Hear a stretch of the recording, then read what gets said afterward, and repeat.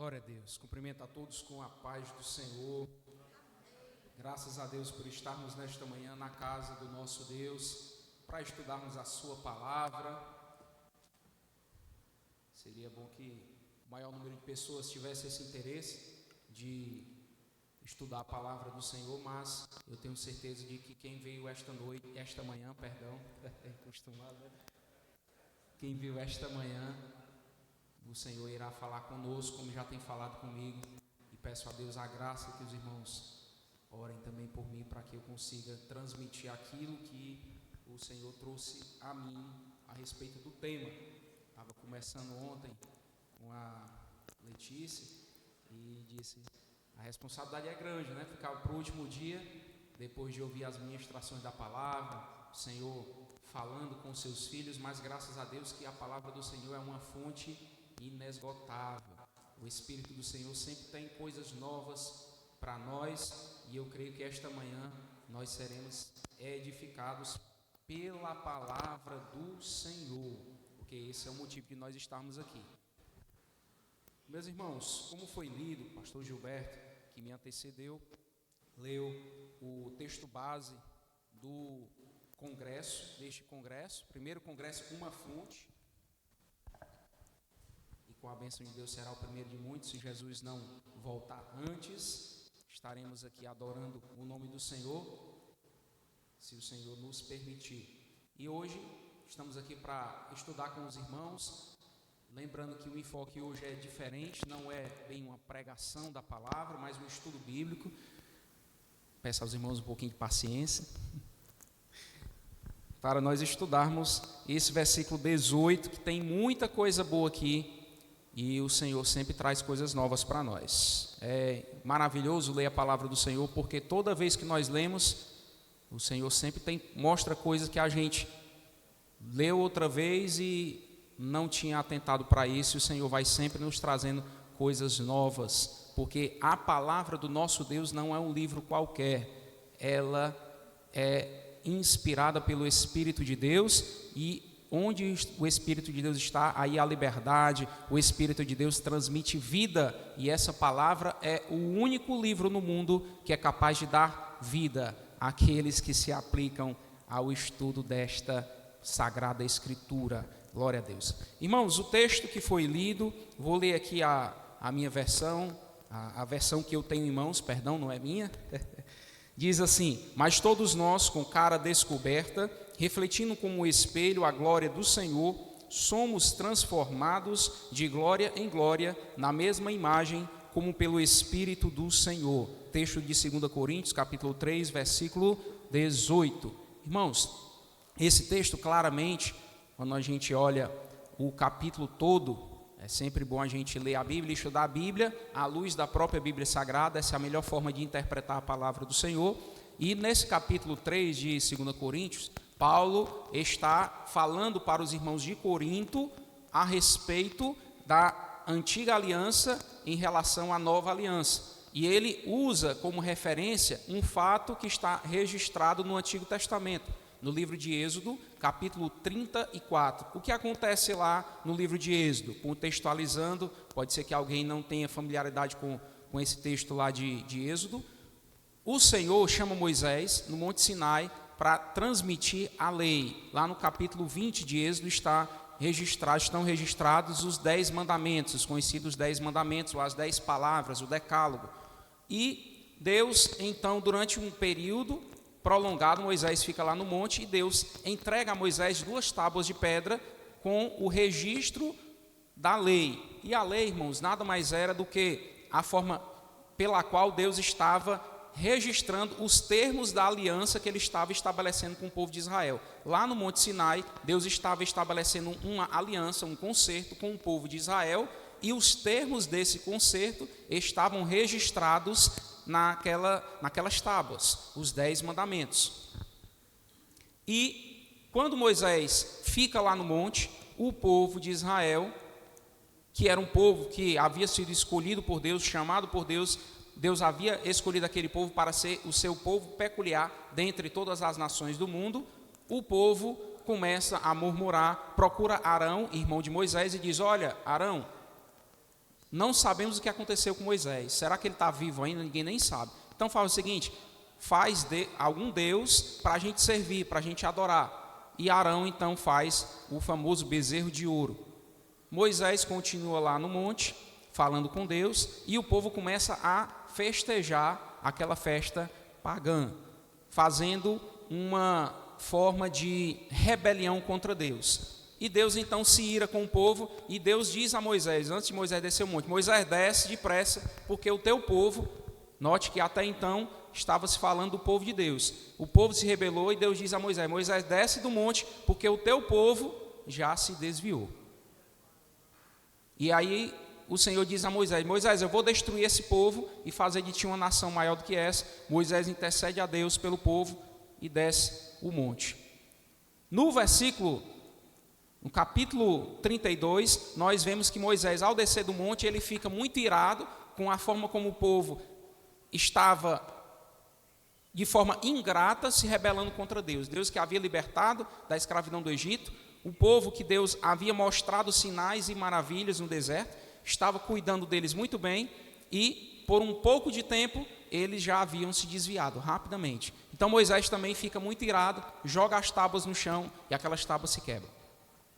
No capítulo 34 do livro de Êxodo, que é o que Paulo tem em mente aqui, quando escreve para os irmãos de Corinto, no capítulo 34, Moisés é chamado por Deus. Deus diz assim, Moisés, prepara duas tábuas de pedra, semelhante àquelas que você quebrou.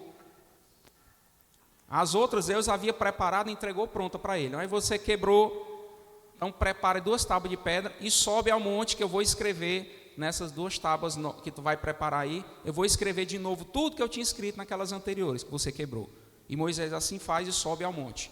E Moisés fica lá na presença de Deus. Deus diz a ele que nenhuma outra pessoa podia subir, somente Moisés poderia subir até a presença de Deus. E Deus então conversa com ele, Deus relembra os termos daquela primeira aliança de forma resumida, no capítulo 34, Deus traz os pontos mais importantes, pontos fundamentais daquela aliança que ele havia estabelecido, e Moisés fica 40 dias na presença de Deus, 40 dias de comunhão íntima com o Senhor falando com ele face a face, como qualquer um de nós fala com um semelhante nosso. E Moisés então ele tem esse privilégio. Moisés pede a Deus que lhe mostre a sua glória, e o Senhor diz para ele, Moisés, eu vou mostrar toda a minha benignidade diante de ti, mas homem nenhum verá a minha face e continuará vivo. E Deus manda Moisés ficar em uma pedra, uma penha, e diz, olha, eu vou passar e vou colocar a minha mão cobrindo a tua visão até que eu tenha passado. E eu vou te colocar em uma fenda dessa pedra, e quando eu estiver de costas, você vai me ver de costas. Moisés foi o homem que chegou mais perto de ver, né? Mas viu só de costas. Irmãos, e Moisés então tem esse vislumbre da glória de Deus ali no monte. Moisés desce, e quando Moisés desce do monte, acontece um fato inusitado com Moisés. Quando Moisés chega para falar com o povo e mostrar as tábuas que Deus havia entregue na sua mão, as outras pessoas percebem que havia algo diferente no semblante de Moisés. A sua fisionomia estava diferenciada. Ninguém tem um momento de comunhão tão íntima com Deus durante um tempo tão prolongado e continua igual estava antes. O registro da Bíblia em Êxodo, capítulo 34, é de que o rosto de Moisés, a sua face, estava brilhando, resplandecendo.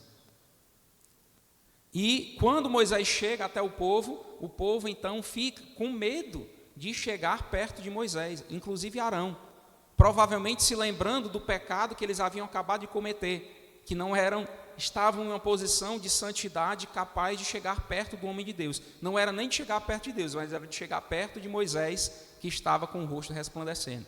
E Moisés, então, para conversar com o povo, o que ele faz? Coloca um véu, uma cobertura no seu rosto, para não assustar os seus semelhantes. E a Bíblia diz que Moisés, toda vez que ia falar com o povo, cobriu o seu rosto com um véu. Vamos dizer, com um pano, né? Cobriu o seu rosto com esse pano, com um véu, e toda vez que eles iam até a presença de Deus, ele tirava o véu para se apresentar diante de Deus. E aqui Paulo usa exatamente essa comparação. Paulo está comparando o brilho da antiga aliança com o brilho da nova, mostrando que o rosto de Moisés ficou brilhoso, ficou cintilante, ficou glorioso durante um pequeno período. Depois de algum período, esse brilho do rosto de Moisés desvaneceu. Tanto que a Bíblia não registra mais, depois desse registro de Êxodo, Moisés usando o véu, nem nada disso. Mostrando que o brilho, Paulo usa agora essa referência, que o brilho desvanecente, como a versão do pastor traz, ou o brilho transitório do rosto de Moisés, estava prefigurando o brilho transitório da lei, porque ela seria por Cristo mudada em uma nova aliança. E agora essa nova aliança, sim, essa nova aliança tem um brilho que não é passageiro. E é por isso que Paulo diz: temos ousadia. Moisés não teve ousadia de estar sem o véu diante do povo, mas nós temos ousadia. Por quê? Porque nós não temos de que nos envergonhar deste evangelho glorioso, desta aliança que agora nunca mais será desfeita, porque é uma aliança eterna, estabelecida com base no sangue do Cordeiro de Deus, que tira o pecado do mundo.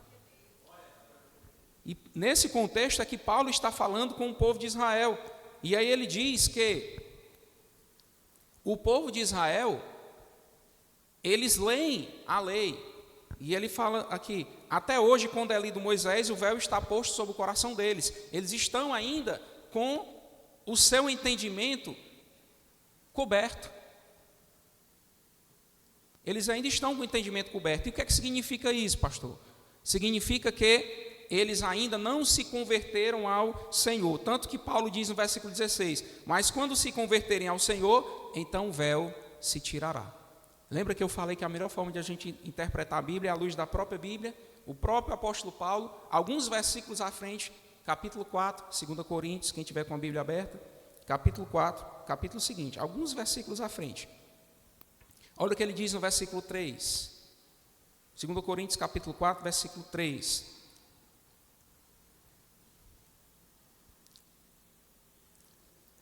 Mas se ainda o nosso evangelho está encoberto, para os que se perdem está encoberto, nos quais o Deus deste século cegou o entendimento dos incrédulos, para que não lhes resplandeça a luz do evangelho da glória de Cristo, que é a imagem de Deus.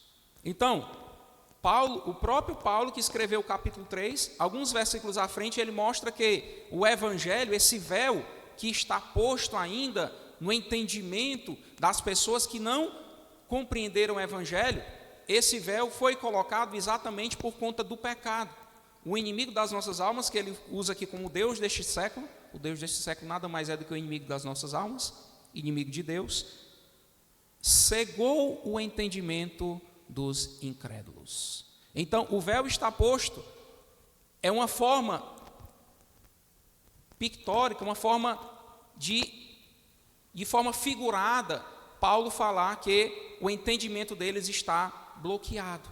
O evangelho é a luz para iluminar a vida do homem, mas naqueles que ainda não aceitaram o evangelho está encoberto por conta do pecado, desse véu que impede a luz do evangelho de entrar na vida do homem e o homem ser transformado para a glória de Deus. Tanto é que no versículo 6, o que diz o apóstolo Paulo? 2 Coríntios, capítulo 4, versículo 6. Porque Deus, que disse que das trevas resplandecesse a luz, é quem resplandeceu em nosso coração para a iluminação do conhecimento da glória de Deus na face de Jesus Cristo. Deus que disse que das trevas resplandecesse a luz. Uma coisa me chama a atenção nesse versículo, eu já falei aqui em outra ocasião. Deus, quando foi criar o mundo, o céu, a terra e tudo quanto neles há, o que é que Deus disse lá no começo? Algo que é fundamental, algo que é indispensável à vida: haja luz. Deus não trabalha no escuro, porque Ele é luz. Quando Deus quer criar as coisas, ele primeiro traz luz. Não existe vida sem luz.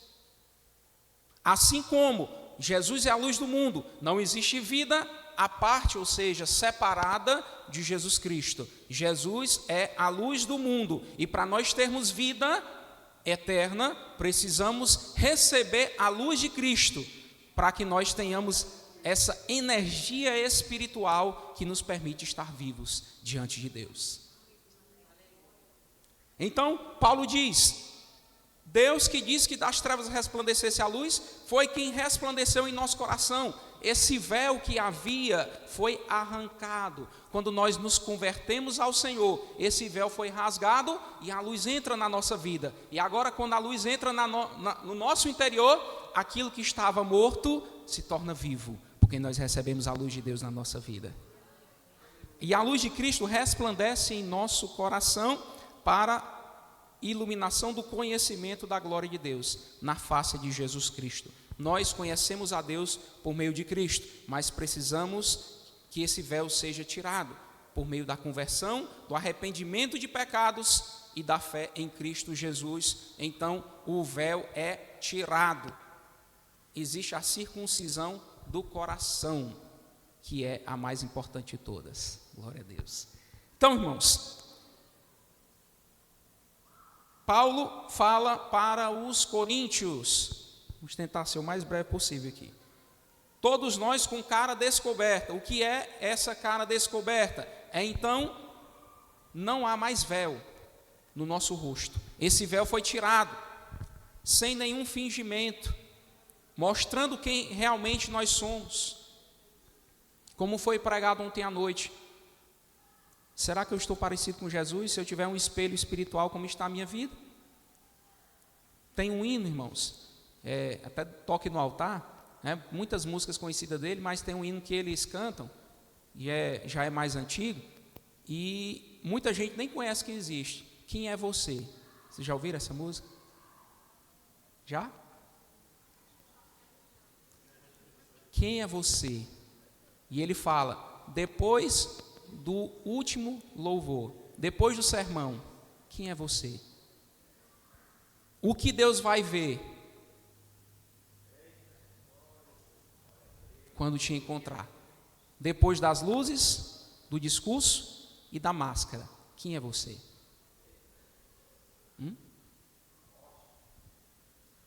Com a cara descoberta, tirando todas as máscaras, quem somos nós? Fora do dia de domingo. Isso é estar com a cara descoberta, é ter ousadia para entrar na presença de Deus. Porque não por nós mesmos, mas pela graça de Deus, nós tivemos os nossos pecados perdoados, o véu foi retirado e o nosso entendimento agora iluminado por Jesus Cristo, nosso Senhor. Então, todos nós com a cara descoberta. Primeira coisa que Paulo diz, nossa face descoberta, sem fingimento, sem véu, sendo libertos, convertidos. Quando se converterem, então o véu se tirará, Paulo diz aqui em 2 Coríntios capítulo 3, versículo 16. E agora, com cara descoberta, vai acontecer algo. A versão que eu estou aqui lendo diz, refletindo como espelho. Está até na camisa aqui do nosso querido irmão Joel, refletindo aqui o desenho do espelho, né? Um belo desenho, né? A imagem, inclusive, revertida aí, em espelho plano, né? Está muito, muito bem fiel aí à lei da física, né? Então, irmãos, a versão que eu tenho aqui, ela traz a palavra refletindo como um espelho.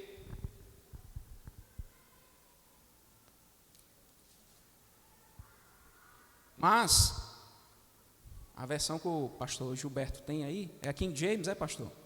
Essa sua versão é a King James? A sua versão da Bíblia é a King James, é? Qual é a versão da Bíblia aí?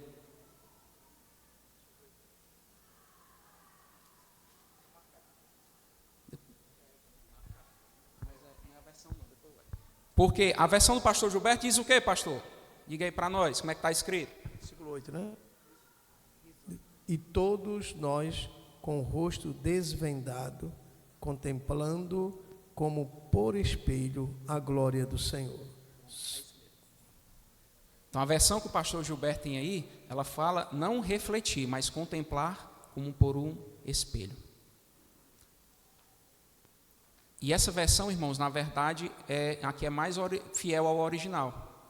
Porque o verbo lá é katoptrizoumenoi, que é uma forma do verbo katoptrizou, que significa contemplar alguma coisa em um espelho. Contemplar. E faz muito sentido quando a gente pensa no que Paulo está escrevendo aqui. Por quê? Porque Paulo, ele fala de Moisés. Moisés, quando ia até a presença do Senhor, o que ele fazia? Ele tirava o véu. E quando ele tirava o véu, ele contemplava a Deus. E quando ele ia até a presença dos homens, ele colocava o véu e se aproximava dos homens. Então, todos nós com a nossa cara descoberta, contemplando a glória de Deus, como alguém que vê algo em um espelho. Isso é glorioso. Alguém já se perguntou, irmãos? Eu já me perguntei, eu estou falando isso que eu já me perguntei. O que é a glória de Deus? A gente canta, fala, né?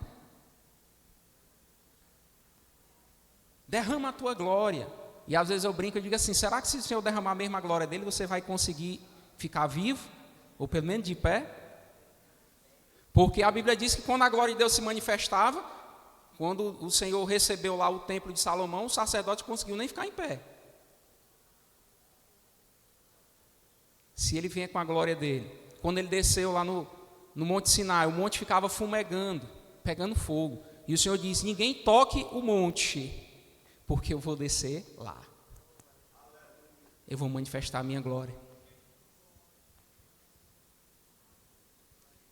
A glória de Deus, irmãos, a melhor definição que eu acho ela é o conjunto de todas as perfeições divinas.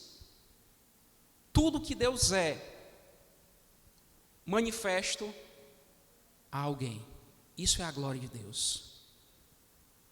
Seu eterno poder, sua divindade, sua santidade. Então é o conjunto das perfeições divinas. Quando você soma tudo isso, esse conjunto se chama de glória. E a glória de Deus se manifesta por meio de luz. Deus é luz, e não há nele treva nenhuma. Por isso que Paulo está falando aqui sobre Moisés refletindo o seu rosto brilhando, e nós agora olhando como um espelho. Não existe como formar imagem em um espelho, irmão, se não houver luz. O espelho não forma imagem se não houver luz. Precisa que o raio de luz incida ali naquele espelho para que se forme uma imagem. Não há imagem em espelho se não houver luz. Então, para a gente contemplar a glória de Deus, o conjunto das perfeições divinas, da forma como a gente consegue suportar. Porque se Deus realmente manifestar a glória dele na sua plenitude, nós não iremos suportar como o Senhor, pelo menos não nessa nossa forma que nós estamos agora. Um dia, nós iremos contemplar. Se o Senhor manifestar a sua glória em sua plenitude, ele diz para Moisés, um homem que tinha comunhão com Deus, que Deus conversava com ele como qualquer conversa com um amigo seu, pediu a Deus, eu quero ver a tua face. O Senhor diz, homem nenhum verá a minha face e viverá. E aí, irmãos, nós estamos daqui da terra contemplando a glória de Deus por meio de um espelho. E onde é que nós contemplamos essa glória de Deus? Para que nós possamos ter a nossa vida transformada. Onde é que essa glória de Deus está manifesta? Qual é esse espelho que nos mostra a glória de Deus? Aqui ele. O Senhor está revelado, manifesto por meio da sua palavra. É por meio dela que nós temos um vislumbre daquilo que Deus é. Temos ainda uma visão, como Paulo diz em 1 Coríntios, salvo engano, capítulo 13. Paulo gostava do espelho, viu? Não foi só dessa vez, não. Versículo 12, é isso mesmo. Versículo 11, Paulo diz assim, 1 Coríntios capítulo 13, versículo 11, versículo 12. Paulo diz, olha, quando eu era menino, falava como menino, sentia como menino, discorria como menino, mas quando cheguei a ser homem, acabei com as coisas de menino. Porque agora vemos por espelho em enigma, mas então veremos face a face. Agora conheço em parte. A glória de Deus não é manifesta em sua plenitude a mim, porque eu não sou capaz de suportar.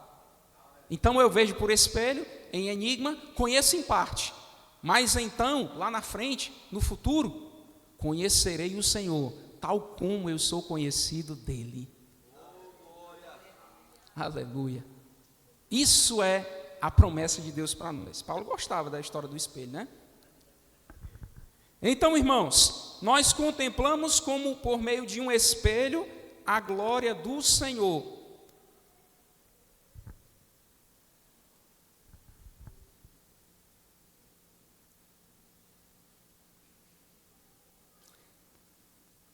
E aí, irmãos, quando nós contemplamos essa glória do Senhor, como a gente falou aqui no começo, ninguém tem experiência com Deus e continua igual. Quando nós contemplamos a glória do Senhor, quando a gente olha para um espelho, a gente vê uma imagem. A luz reflete e traz uma imagem daquilo que está no espelho, daquilo que está de frente para o espelho. E ele diz, então, contemplamos a glória do Senhor por meio do espelho, e isso traz consequências para nós. Sabe qual é?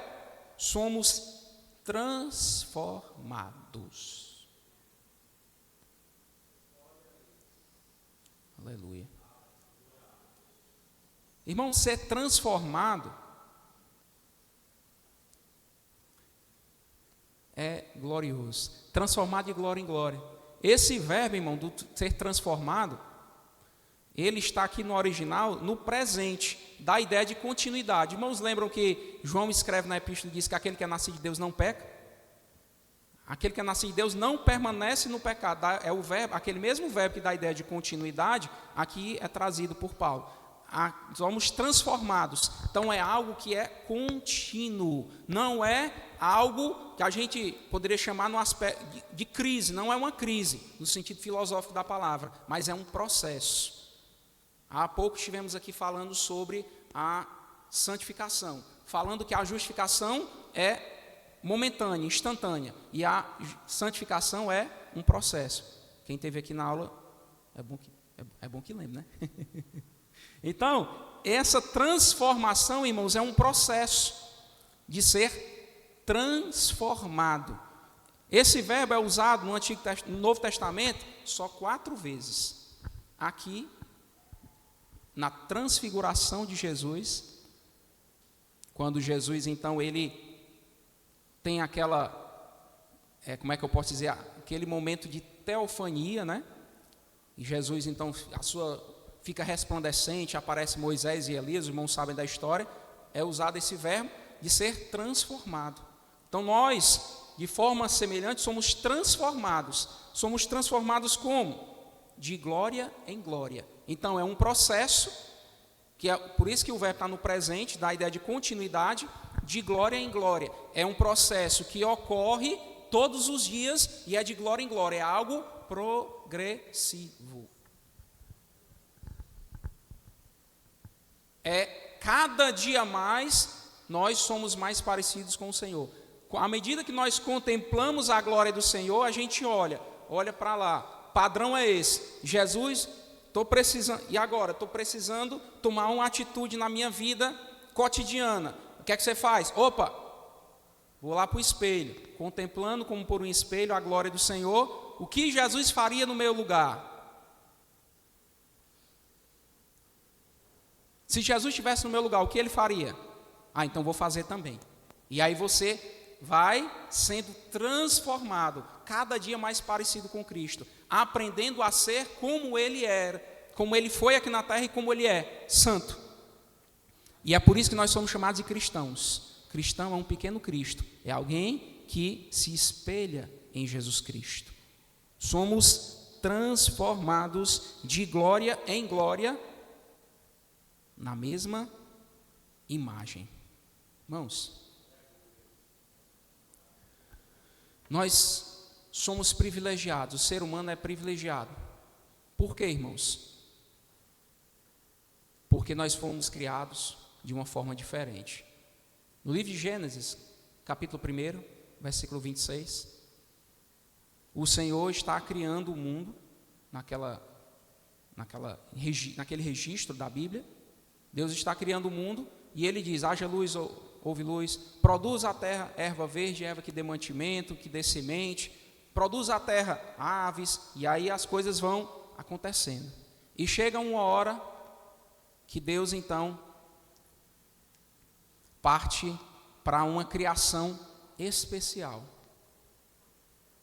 Até então eram palavras de ordem: haja luz e houve luz, haja terra seca, aparece a terra seca.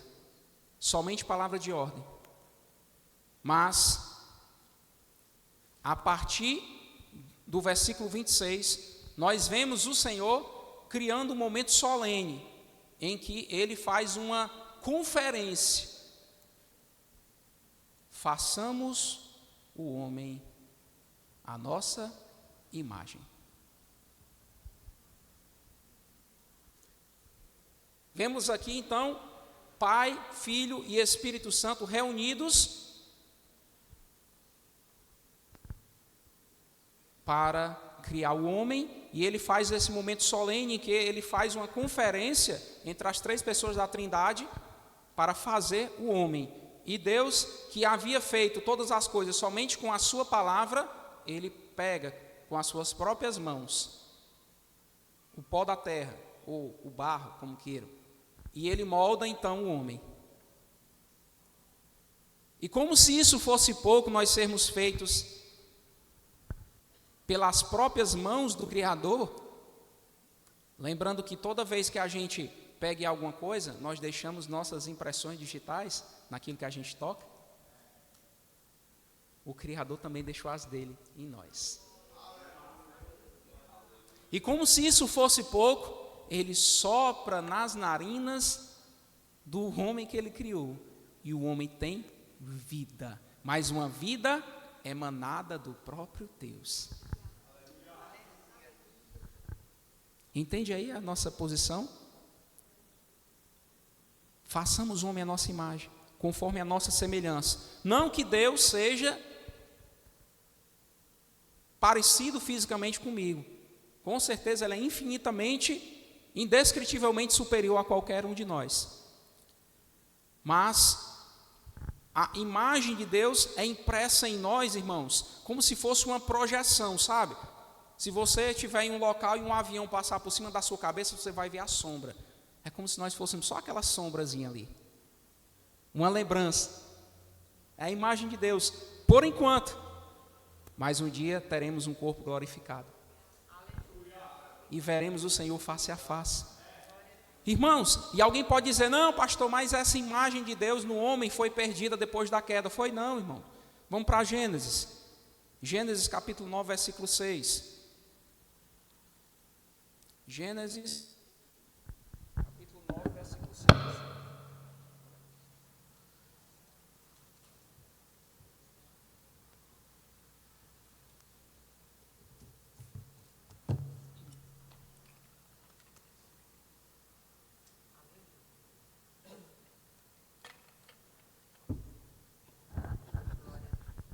Olha aqui, depois da queda, Deus fazendo um pacto com Noé: quem derramar o sangue do homem, pelo homem o seu sangue será derramado, porque Deus fez o homem conforme a sua imagem. A dignidade que Deus coloca em nós, e aqui o pessoal do direito, né, escuta todo dia isso, né, a dignidade da pessoa humana. Essa dignidade foi Deus quem colocou em nós, quando nos fez a sua imagem. O homem é a imagem de Deus, e aqui o homem já havia caído. Tiago, quando fala, os irmãos podem ler depois, porque para a gente não passar muito tempo, ele fala que a nossa língua, o homem domou tudo. Deus deu ao homem domínio. Deus disse, olha, frutificai, multiplicai, enchei a terra, dominai os animais, mas não no sentido de destruir, de cuidar, de ser o responsável. Deus nos colocou como mordomos da sua criação. Irmãos, é tão maravilhoso que Deus podia ter feito o homem lá no começo, mas ele fez no final, sabe por quê? Porque Deus queria colocar o homem. Como é que Deus ia fazer o homem se a casa dele não estava pronta? Deus primeiro organizou a casa, o palácio, e aí colocou o homem lá. Deus fez esse mundo para nós. E ele diz, dominai os animais, cuidem deles, sujeitai a terra. Aí Tiago lá na frente diz, rapaz, todo tipo de bicho o homem consegue dominar. Todas as bestas feras do campo. Mas tem um que é nojento. É a língua.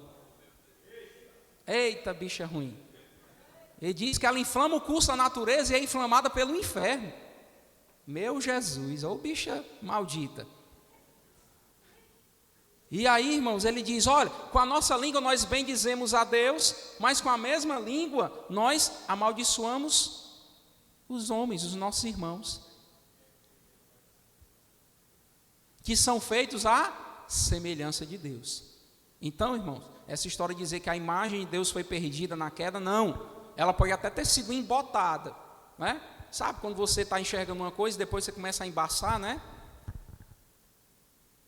Ficou embotada, com certeza, por causa do pecado, manchada, maculada, mas a imagem de Deus continua presente na nossa vida. E é tanto, irmãos, que o Senhor, quando veio redimir a humanidade, Ele não tomou forma de nenhuma outra coisa ou ser vivo na natureza. Jesus tomou a forma de quê? De homem. Era a única forma que Ele podia tomar, porque imagem e semelhança de Deus. Deus já criou o homem dessa forma, exatamente porque Ele sabia que dessa forma Ele poderia redimir a humanidade, e Ele sabia que a humanidade ia cair no pecado. E Ele diz, quando a humanidade cair no pecado, que eu sei que isso vai acontecer, eu vou fazer o meu filho tomar a forma de homem. Por isso que nós precisávamos ser a imagem e semelhança de Deus. Jesus não podia ter tido outra forma. Tomou a forma nossa, de homem limitado, sujeito a cansar, a adoecer, a ter fome, ter sono. Nós vemos Jesus com fome, vemos Jesus dormindo. Então Jesus foi um homem como nós. Em tudo ele foi tentado, mas nunca cometeu pecado. Essa foi a única diferença entre ele e nós. E aí, irmãos, Paulo diz, todos nós, com a cara descoberta, contemplando como por um espelho a glória do Senhor, somos transformados de glória em glória, na mesma imagem, como pelo Espírito do Senhor. Somos transformados na imagem de Deus. Como eu falei, nós fomos criados à imagem de Deus. O homem pecou, o homem maculou essa imagem de Deus impressa na sua vida.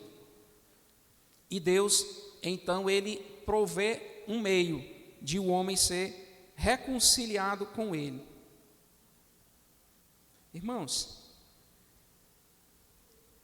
esses dias estudando sobre esse assunto, esses últimos dias, uma coisa me chama a atenção aqui, Mateus capítulo 22. Uma das consequências de nós termos a imagem de Deus em nós. Mateus capítulo 22, a partir do versículo 15, enquanto os irmãos procuram, eu vou falando. Jesus estava ensinando e vieram os fariseus, junto com os herodianos, para tentar Jesus. E chegaram para Jesus e disseram, mestre, aí chegaram bajulando, né? Tu és mestre, vindo de Deus e tudo mais, e colocaram Jesus lá em cima, mas na verdade eles queriam enganar Jesus. Só que Jesus é o mestre dos mestres, é Deus, e Ele, conhecendo a maldade do coração dele, diz, por que vocês estão me tentando? Porque eles chegaram com essa adulação todinha, e depois disseram, olha, a gente tem uma dúvida aqui, a gente sabe que o Senhor ensina com firmeza, o que é para fazer, o Senhor diz que é para fazer, o que não é, diz na cara. Então vamos perguntar aqui, curto e grosso, é correto pagar o imposto para César ou não? Eles queriam que Jesus dissesse que não era. Não, não é não. Para quê? Para prender Jesus, dizendo que Jesus estava se rebelando contra o poder secular. E o que Jesus faz? Oh, maravilha, ele apanha os sábios na sua própria astúcia.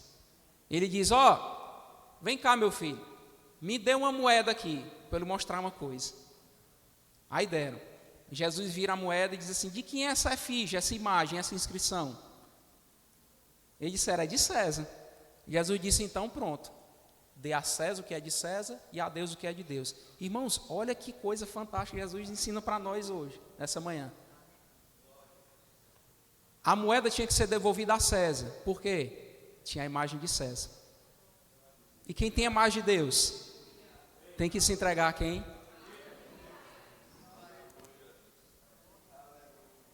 A impressão de Deus na nossa vida, a imagem de Deus impressa na nossa vida, traz como consequência que nós devemos a nossa existência a Ele, e é a Ele que nós devemos nos entregar sem reserva, simplesmente devolver a Ele o que já é dele. Eu nunca tinha atentado para isso antes, irmãos. Por isso que eu digo que é um tesouro profundo, irmãos, essa palavra do Senhor. E aí, baseado nisso, Paulo diz em Romanos capítulo 12, rogo-vos, pois, irmãos, pela compaixão de Deus, que apresenteis o vosso corpo em sacrifício vivo, santo e agradável a Deus, que é o vosso culto racional. E continua, e não vos conformeis com este mundo, mas, lembra que eu falei que aquele verbo transformar só aparecia 4 vezes no Novo Testamento?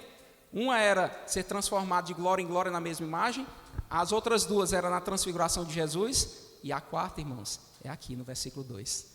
Não vos conformeis com este mundo, mas transformai-vos pela renovação do vosso entendimento, para que experimenteis qual seja a boa, perfeita e agradável vontade de Deus. Transformação do entendimento. O verbo aqui tem a mesma raiz da metamorfose. Sabe o que é metamorfose? Vou usar aqui para quem nunca ouviu falar nessa palavra, irmãos. Você já viu como é que a borboleta nasce? Ela nasce bonitinha daquele jeito, aquela borboleta que você vê colorida. Ela nasce meio feiosa, né? Só uma lagarta. Mas chega um momento que ela se fecha no casulo, e quando aquele casulo rompe, sai uma vida completamente diferente da que entrou no casulo. Transformai-vos pela renovação do vosso entendimento, que quando a obra de Deus acontece na nossa vida, vai se romper, e a vida que vai sair daí é uma vida completamente nova, uma vida transformada. Acho que hoje vocês não vão esquecer mais, né? Pensando nessa figura, nessa imagem. Transformai-vos pela renovação do vosso entendimento, para que assim experimenteis qual seja a boa, agradável e perfeita vontade de Deus. Aleluia. Isso é ser transformado. E aí, meus irmãos, estamos já acabando. Glória a Deus. Vamos para Colossenses, capítulo 1. Versículo 15.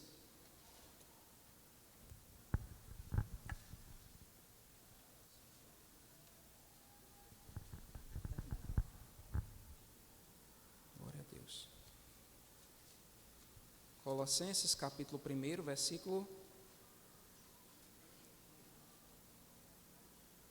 Glória a Deus.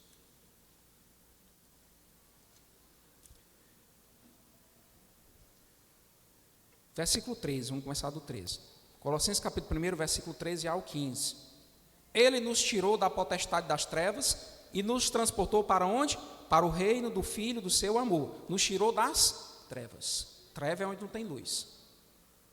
Nos transportou para o reino do Filho do seu amor, em quem temos a redenção pelo seu sangue, a saber, a remissão dos pecados, o qual é imagem do Deus invisível, o primogênito de toda a criação. Jesus é a imagem do Deus invisível, o o primogênito de toda a criação. Irmãos,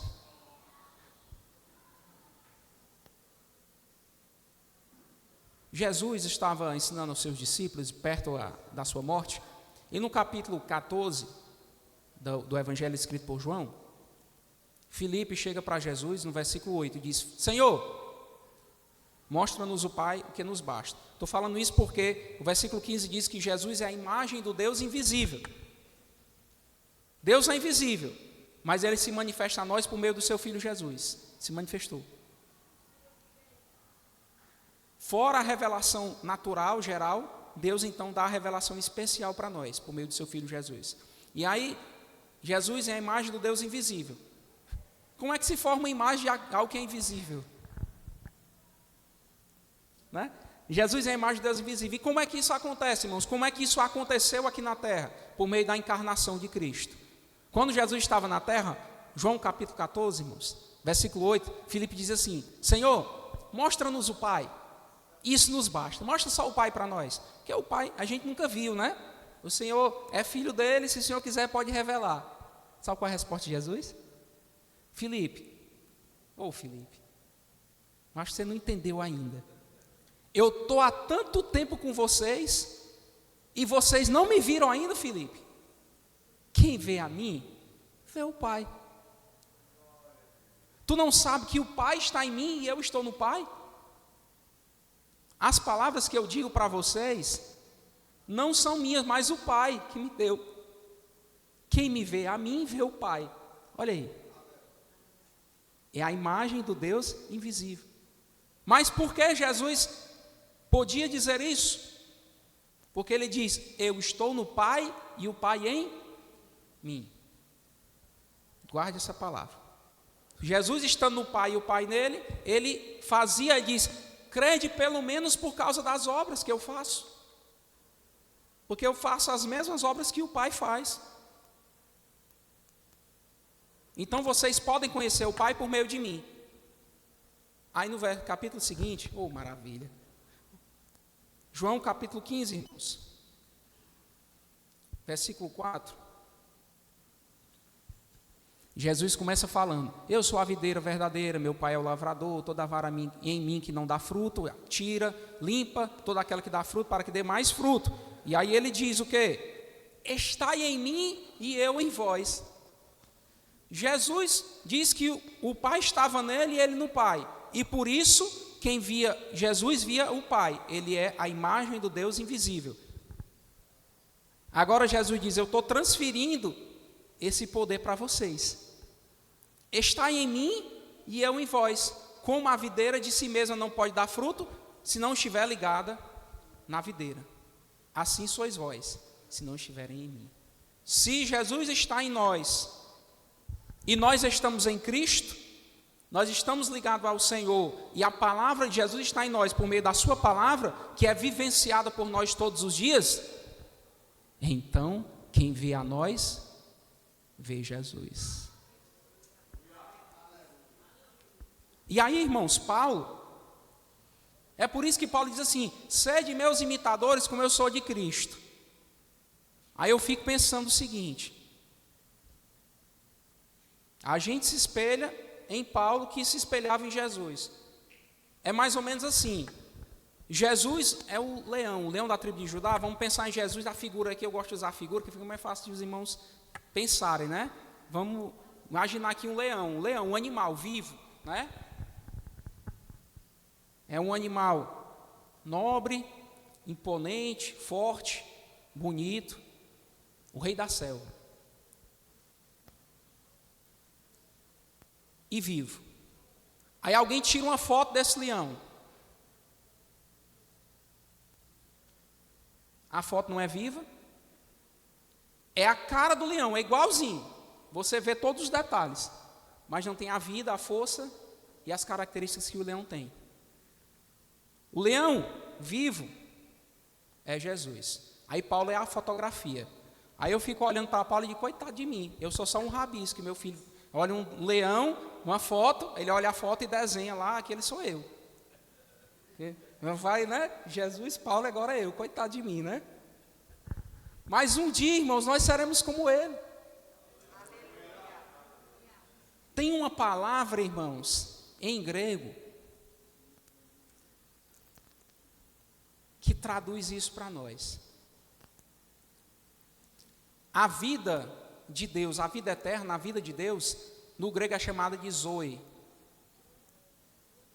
Zoe, Z-O-E. E essa vida que nós temos é só um reflexo dessa. É como se Zoe fosse o leão vivo. E Paulo e a gente somos só fotografia e aquele rabiscozinho, o desenho. Né? Uma cópia assim, bem mais frágil. Mas um dia, irmãos, essa vida que nós temos, que tem dia e hora para acabar, nós não sabemos, mas Deus sabe o dia e a hora em que a nossa vida irá ter fim, porque a Bíblia diz que a glória do homem é como a flor da erva.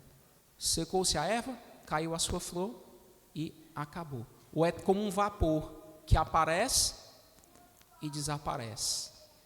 Pensando na história da humanidade, cada um de nós é esse vapor. Tem hora que aparece, a gente nasceu, e de repente desaparece. Cadê? Ninguém sabe mais. Mas um dia, irmãos, a vida que nós temos será completamente transformada, porque nós estamos sendo transformados de glória em glória. Então isso é progressivo. Um dia nós chegaremos à glorificação.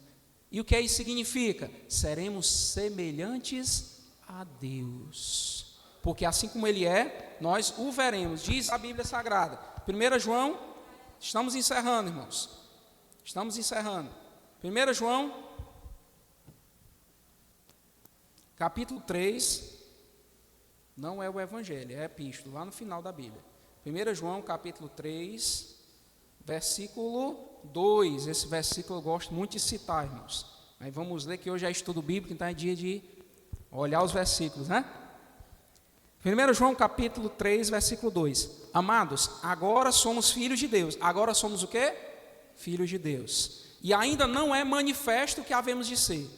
Mas sabemos que quando Ele se manifestar, seremos semelhantes a Ele. Porque assim como Ele é, nós o veremos.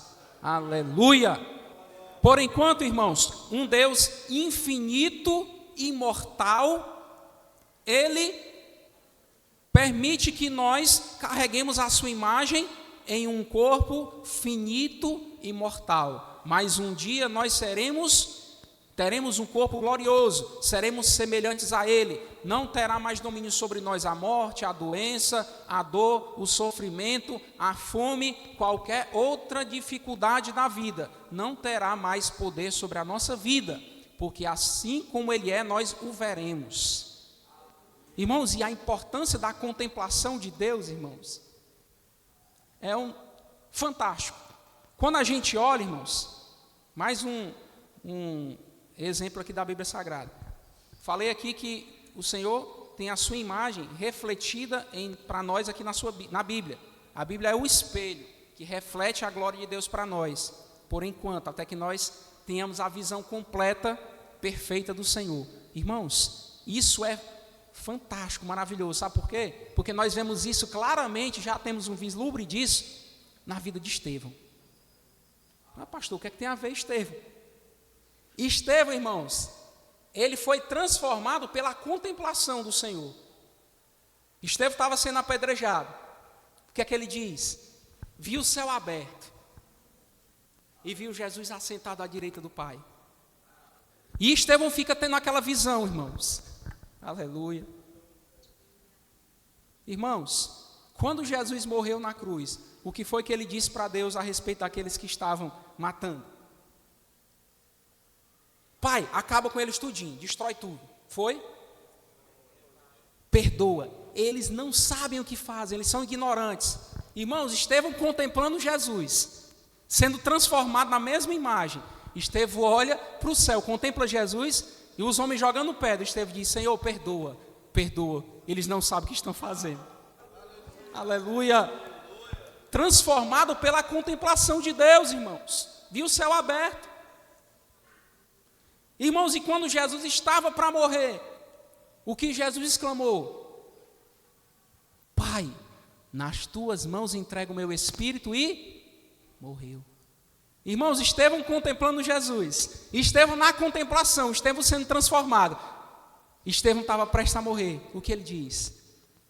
Senhor, nas tuas mãos entrego o meu espírito, e morre. Aleluia! Vale a pena, irmãos, contemplar Jesus.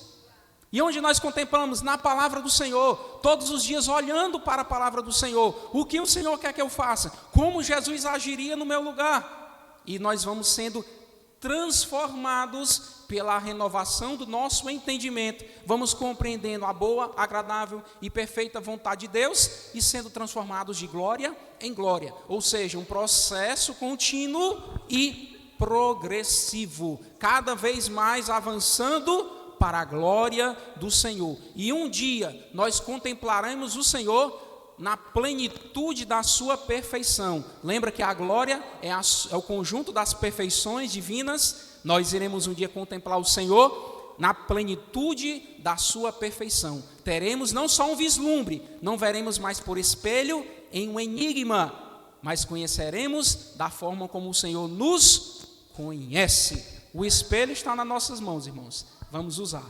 todos os dias. Você pode até sair de casa despenteado, porque não olhou para o espelho lá da sua casa. Mas não se esqueça desse aqui.